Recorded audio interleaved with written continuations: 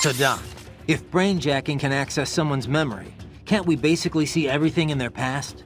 Well, that would depend on precisely what you mean by see their past. The brain does not store every single detail the senses take in, you know. It records highlights, further simplified into a highly symbolic form, all to lighten the amount of data. We know how the brain reacts to what it was previously aware of. We can even gauge the emotion provoked. But reproducing memories? No. I've seen little progress in research to this area. But say we directly linked my brainstem with the nanomachines of a brainjacking victim. Couldn't I read their memories? There have been attempts at such things, but it is not so simple, you know. The connections between successive memories make up one's identity. If you disturb that... For example, say we remove all memories you have of being yourself and replace them with my own. Yeah. You would feel you were the great Dr. Wilhelm Vogt. You would behave very similar to how I do. However, what if instead you kept your own memories and we added mine to them? You would feel you are both Raiden and Wilhelm Vogt. Suddenly your memories would not lead one to the next. You would be confused, disoriented, without a sense of which man you were, and thus how you should behave. So, you see, the very concept is not practical for most military applications. In trying to read an enemy's mind, you would, in a sense, become that enemy. You wouldn't know which side you were fighting for. Precisely. Cyborg memories are completely different, of course. A cyborg's visuals are often monitored by outside parties, much as we do with yours. This visual data can, of course, be recorded for later analysis. All with full video and all in the holographic memory in their left hands. So you can just sit back and enjoy the movie? Well, it's not always recorded, mind you. And even then, there's the issue of locating the desired data buried inside all that video. You might need to comb 10 days of recordings from 10 cyborgs to find a single person or document. That is 100 days of work. Even replay double speed, 50 days. Can't you automate the search? Of course. You can flag any time a certain face appears or if certain words are said. But the process is not perfect, and it still requires time, you know. Besides which, often one doesn't know what they are searching for until they find it.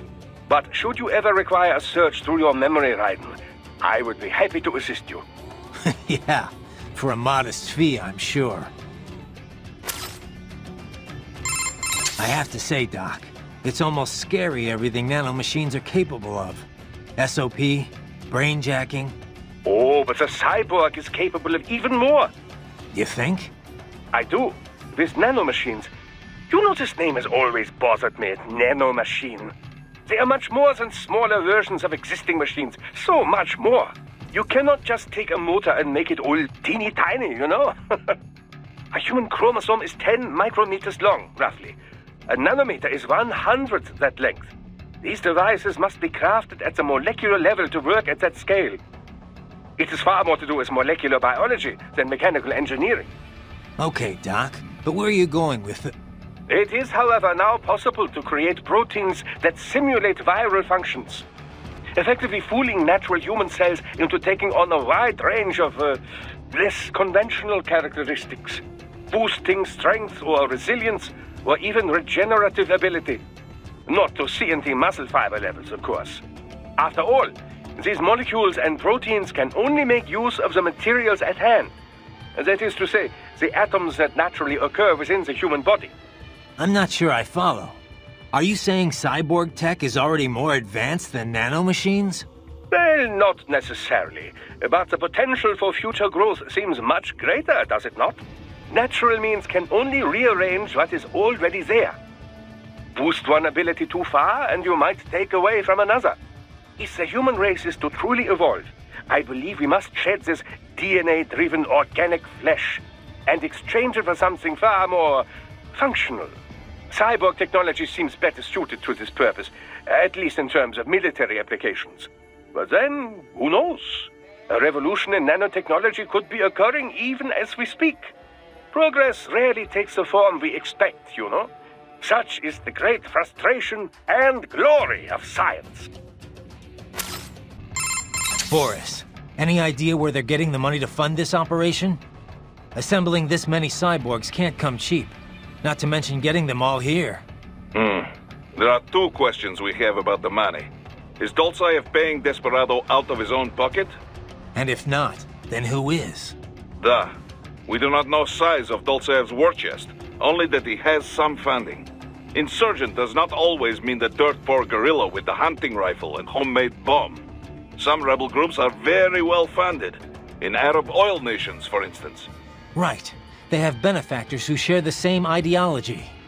There is also a chance some other party is backing Desperado directly, creating conflict for their own reasons, like the Patriots used to. Many groups stand to profit from wars, yes? Not just PMCs. Arms maker, contractor, perhaps it is this kind of corporation behind him. The oil interests alone could make billions here. Duh. Already this violence so near the Abkhazia-Sochi pipeline is affecting markets. An interruption in the pipeline would shift the balance of power between the world's oil giants. Whether it's Dolzaev's goal or no, many groups stand to gain a lot of money from this mess. Raiden, I've been thinking. What Sundowner said. How peace in Africa was a problem for him. Do you remember? Yeah. Doesn't sound like somebody fighting for an anti-Unmani faction, does it? The Prime Minister definitely had his detractors. Anyone in that position would. But he listened to them, treated them fairly. There was no real injustice for the opposition to rally around. So the rival factions never got that popular or that well-funded. There's no way they could afford all this. But it does not make sense for Desperado to be acting alone here either. Even if they trigger full-blown war, there is no guarantee they would get the contract. Perhaps this is about natural resources? The last civil war was over precious metals. You think big business hired Desperado to shake things up? Who can say? At least it has not grown into a real civil war. Yet. We need to figure out who's at the root of all this if we're gonna end it. But knowing is only half the battle. It is the other half that will get you killed. Well, no matter what, this mission has a nice side benefit. Putting a dent in Desperado will screw whoever's backing them, too. Our focus is to help the Abkhaz people. But if we hurt those responsible for this on the way, well, so be it. The enemy's got vehicles using that route. It's too far on foot and too heavily guarded. Stick with the plan and make your way through the old city. You gotta be pretty stupid to try and hide here. Looks to me like Russian spies. Hey, we are just... Well, we can't let him give away our position. Wait! Enemy sighted! Bullseye!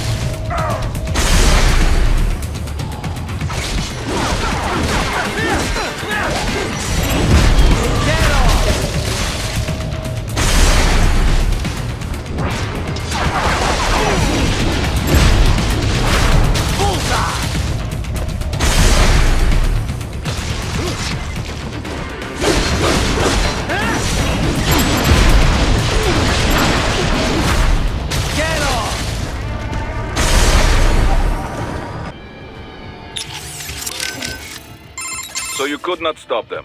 Well, so be it. Perhaps you've got enough to worry about. Right. That sucks. I know it's not part of our mission, but I don't like seeing innocent civilians die for no reason. Yeah. Did they... Life signs are nil. Guess I was too late. Copy that. Back to the mission, I guess.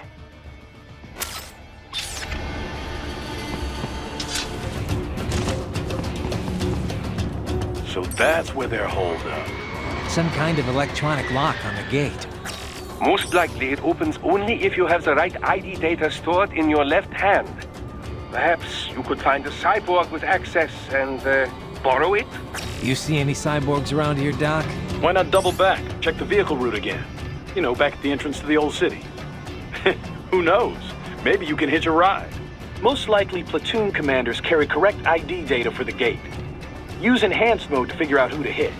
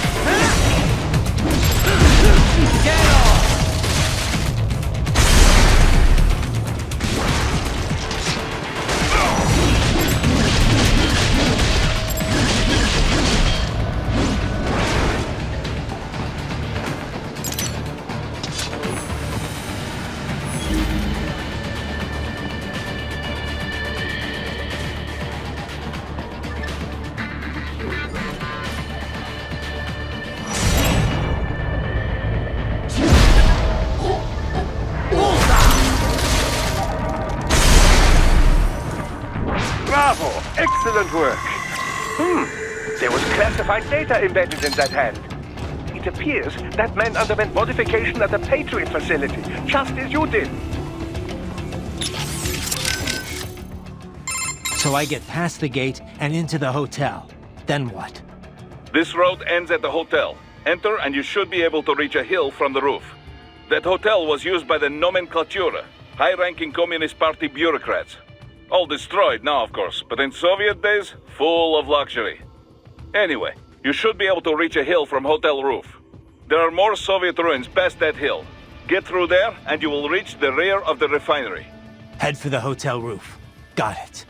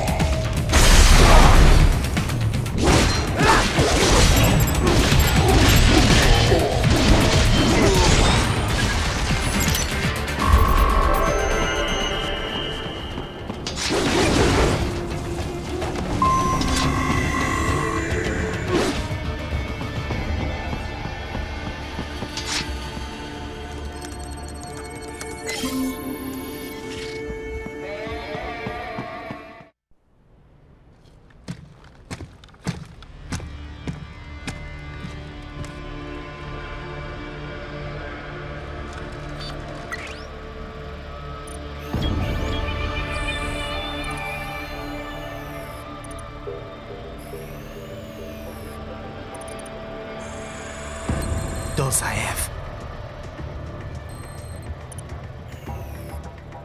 That woman.